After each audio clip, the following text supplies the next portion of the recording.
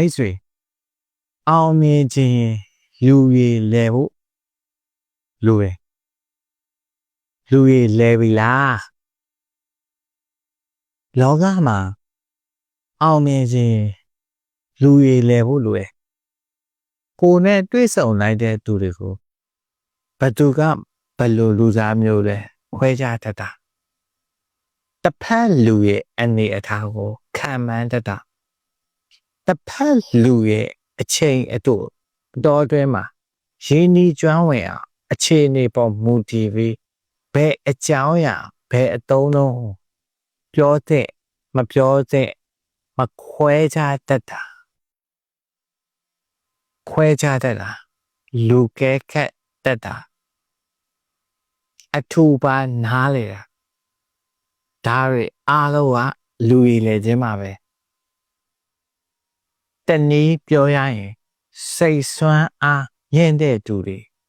ဤကျူမြင့်တဲ့သူအပေါင်းအသင်ဆက်ဆံရေးကောင်းတဲ့သူကမှလူရည်လဲနိုင်တာပါသူများကိုကြံလဲကြတာကြော်ခွာတာအနိုင်ကျင့်တာလိန်ချာမတရားလုပ်တာတို့မဆိုနိုင်ဘူးနော်လူလဲကြတာနဲ့လူရည်လဲတာနဲ့မတူဘူးသူတပါအပေါ်မှာထိခိုက်နစ်နာမှုမပါပဲကိုယ်ပိုင်အရေးအချင်းတခုအနေနဲ့ကောင်းစွာလူရည်လဲတာကိုပြောရပါများသောအားဖြင့်လူအများနဲ့တွေ့ဆုံဆက်ဆံကြတဲ့သူတွေဟာလူရည်လဲတာများပါတယ်တချို့လဲမွေရပါဗီဇာအရေးချင်းတစ်ခုအနေနဲ့လဲလူရည်လဲကြတယ်လို့တချို့လဲငယ်ငယ်ကလေးကကိုကြီးပြင်းလာရတဲ့မိတ်ဆွေပေါင်ဝင်းချင်းကြောင့်လူရည်လဲသွားကြပါလေအခုထိလူရည်မလဲသေးသလိုအားငယ်မနေပါနဲ့ကျင့်ယူလို့ရပါတယ်အတွေ့အကြုံရလဲလူရည်လဲသွားနိုင်တယ်ကျွန်တော်အမြင်လူရည်လဲဖို့အကောင်းဆုံးနည်းလမ်းကလူအများနဲ့ပြောဆိုဆက်ဆံရှားတဲ့ဈေးရောင်းခြင်းပါပဲဈေးရောင်းတယ်ဆိုတာပီပီရော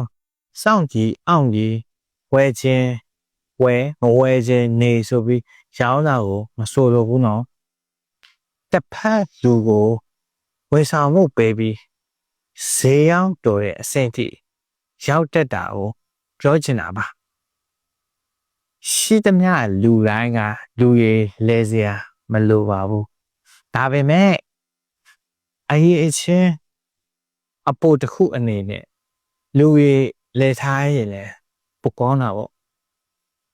ကျွန်တော်ဆိုရင်ငယ်ကအနေရဲ့စကားနဲ့စကားကိုအစီငေါ့တယ်မပြောတတ်မဆိုတတ်လူအများကြီးနဲ့မပေါင်းတတ်ဘူးလေလဲဖို့မပြောနဲ့တုံးတဲ့အထီတောင်ပါအောင်မယ်အလုပ်တွေလုပ်ရင်းလူကာနဲ့ဆက်ဆံရင်းနဲ့မှလူရည်လဲတဲ့အထဲမှာမပါသေးပေမဲ့အရင်ကထက်ဆိုင်နည်းနည်းလောက်အတုံးတက်တာလာရလို့ပဲကိုတုံးတက်မိတာများများလေး share ပေးလိုက်ပါ